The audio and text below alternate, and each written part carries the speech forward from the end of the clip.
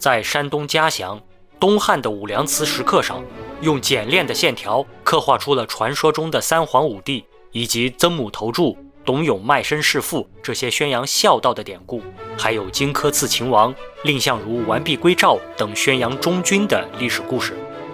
这就是人物画的基本功能，讲故事。从东汉石刻开始，2000多年来，中国的人物画基本就是用来讲故事的，或宣扬意识形态，或描述具体事件，或表示市井风俗。此外，还有工具性的壁画，用来表示西方佛国或者死者居住的世界。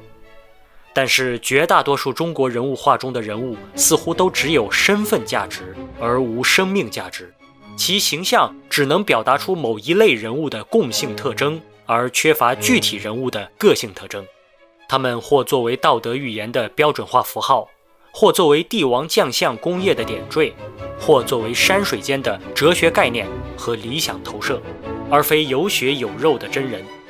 我们要审视这一艺术现象背后所体现的一个民族的文化特质，同时也要关注其中与众不同的艺术家及其作品。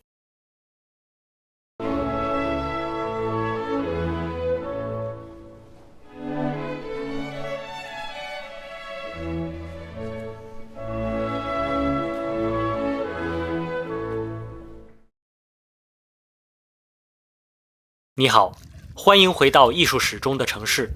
这一期我们再次回到苏州，来研究唐寅、唐伯虎和他独特的人物画。唐寅生活在明代中期的苏州，在影视剧中的形象，唐伯虎是才华横溢、放荡不羁，似乎浑身都散发着喜剧气息。但真实历史上的唐寅却是一个悲剧人物。司马迁在《报任安书》中说：“诗300篇，大抵圣贤发愤之所为作也。”悲剧可以催生出人的创造力，所以很多天才的人生都是悲剧的，正如唐寅一样。同时，喜剧的内核也是悲剧，从弱势视角自嘲，反讽一切强势的东西，但却无力改变，这才是真正的喜剧。这也就是为什么国内的脱口秀没有一个真正好笑的，因为在这片土地上，悲剧都不允许被表达。喜剧影视中的唐伯虎身上的笑点，正是影射了历史上唐寅人生的无奈。年少成名的唐寅很早就考上了应天府的解元，却卷入了一场莫须有的科场舞弊案，从此告别官场生涯。此后，他混迹于官员幕府和青楼酒肆，在人生的绝大多数时间，他看起来是痴傻癫狂。在他的自述诗《桃花庵歌》中，唐寅写道：“桃花坞里桃花庵，桃花庵里桃花仙，桃花仙人种桃树，又折花枝当酒钱。酒醒只在花前坐，酒醉还须花下眠。花前花后日复日，酒醉酒醒年复年。”在中国几千年的文化传统中，人往往遭受社会过度的规训，被工具化，从而丧失了自我。古代读书人的唯一价值就是考科举当官，到了现代，普通人的价值就是完成传宗接代的任务。中国父母总说，等你考上大学，我就享福了；等你结婚生子，我就享福了；等你的孩子长大，我就享福了。父母口中的享福，只不过是指完成了生孩子当牛马这样的任务，任务完成，也就可以到那个小盒子里去享福了。有孩子，这样的中国，多一个孩子，岂不是多一个奴隶吗？在这样扭曲的社会中，人哪里还是人？唐寅看起来疯癫，实际上他充分认知到了社会的扭曲，以疯癫来伪装他的通透。《桃花庵歌》的最后几句是：“若将富贵比贫贱，一在平地，一在天；若将花酒比车马，他得驱驰，我得闲。别人笑我太疯癫，我笑他人看不穿。不见武林豪杰目，无花无酒锄作田。”正是这份看似疯癫的通透，成就了艺术史上的唐寅。他给中国人物画带来了一场变革。在唐寅笔下的人物不再是符号性的，而是真正关注人物内心、情感和个体尊严，是一种人本主义的人物画。在唐寅之前，中国人物画主要有2大范式，一是宫廷或者职业画家的范式，这种范式有2大分支。第一个分支是描绘传说故事的人物画，承担的是政治和教化功能，或是宣扬官方认可的意识形态，如忠君、孝道、女德等，或是宣扬宗教教义，如西方佛国、诸神朝拜等。其中的人物都是按照标准的粉本描下来，再排列组合。另一个分支是描绘现实场景的人物画，或是描绘宫廷生活的侍女，或是描绘市井生活的商贩走卒。其中的人物着重表现其标志性的动作和姿态，以传达其身份和行为。上述2个分支共同特点是，人物都是宏观构成的工具。这样的人物画本质是道德的样板和权力的景观。二是文人画家的范式，文人画标榜写意，当中的人物相比于宫廷画家和职业画家更加的非人。文人画家笔下的人物往往是画家内心世界的投射，是一个哲学符号。人物常常被极度简化，渺小的置于宏大的山水之间，成为自然的点缀。其功能是引导观者进入一种抽象空间，而不是描绘真实个体。这样的人物画是山水的衬托和抽象的载体。总之，在这2种范式中，人都不是人。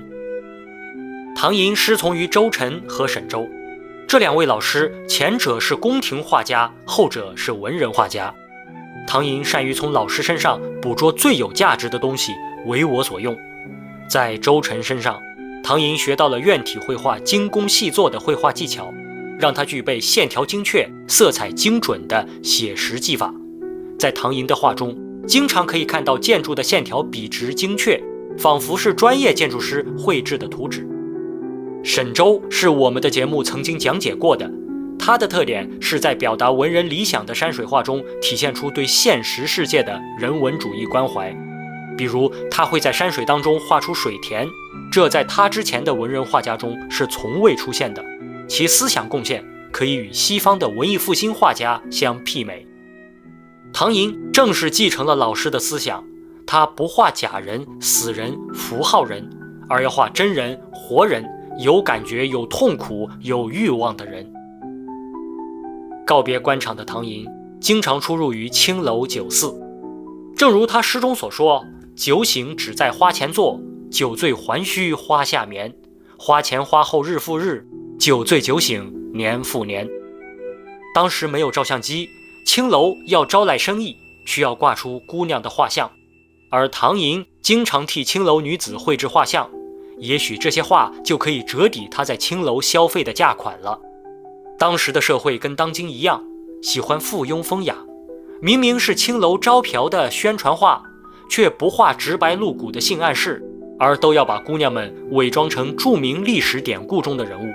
比如《王蜀公祭图》，从题目就可以看出是让4个青楼的姑娘 cosplay 5代时期前蜀宫殿中的嫔妃。比如《班机团扇图》，把姑娘画成了西汉的女性道德楷模班婕妤。还有《陶谷赠词图》，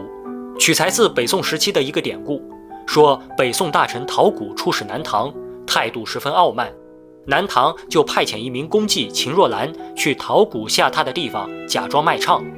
陶谷见色起意，百般讨好，写词赠送给秦若兰。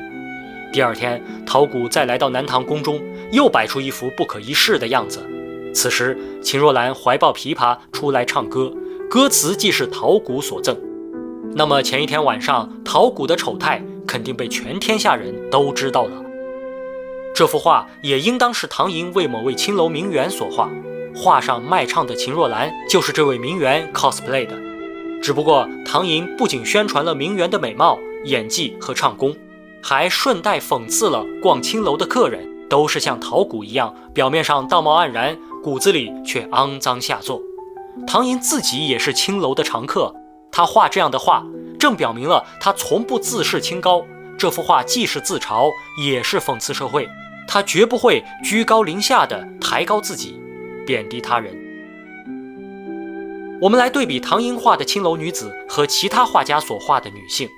一个很明显的区别就在于，其他画家的女性都没有任何表情，而唐寅笔下的女性似乎都是有表情的。这些女子脸上都带着难以掩饰的落寞与空虚，她们是一群在牢笼中丧失了自由，等待着渺茫命运的悲剧性个体。唐寅在此寄予的是一种超越了性别与时代的对所有被物化、被操控的个体的深切同情。